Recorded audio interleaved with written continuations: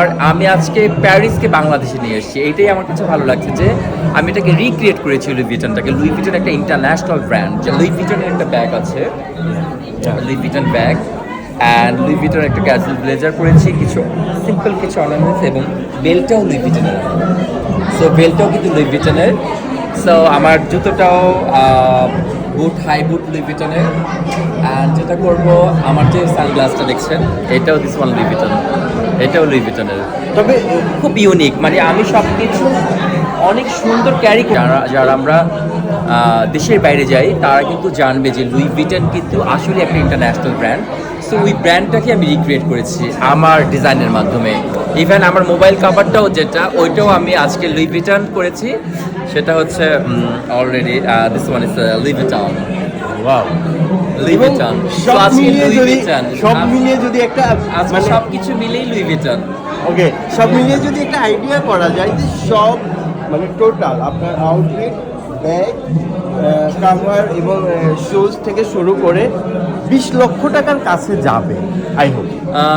আমি কোনো কিছুই বলবো না, আমার 1 টাকা হোক 2 টাকা হোক কোনো টাকার অ্যামাউন্টে আমি যেতে চাই না। আমি যেটা মনে করি যে আমার আউটফিট, আমার যে অ্যাফোর্ট, আমার যে শ্রম, আমার যে নলেজ, সেটা আমি মনে করি যে আমার কাছে অনেক বেশি দামি, টাকার চাইতেও দামি। সেটা 1 টাকা হোক 2 টাকা হোক, সবচেয়ে বড় কথা আপনারা আমার ক্রিয়েশনটা দেখেন। আজকে যে আমি একটু ডিফারেন্ট একটা প্যাটার্ন নিয়ে এসেছি, একটা international brand Louis Vuitton. So ওই জিনিসটাকে আজকে আমি ক্যারি করেছি আমার আমার আমার ফ্যাশনের মাধ্যমে, সেটা আমি ক্যারি করেছি। এবং এটা দিয়ে আমি কিছুক্ষণ পরে স্টেজের আমি শো স্টপার হয়ে আসবো, আপনারা দেখতে পারবেন। আর এখন তো অলরেডি রেডি হয়ে আছি। Thank you. Most welcome.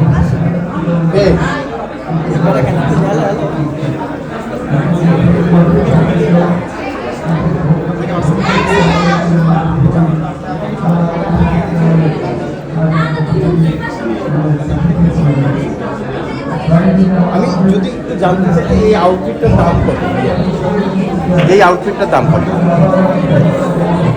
আমি আসলে আউটফিটের দাম কখনই বলিনি, আপনারা সবাই জানেন।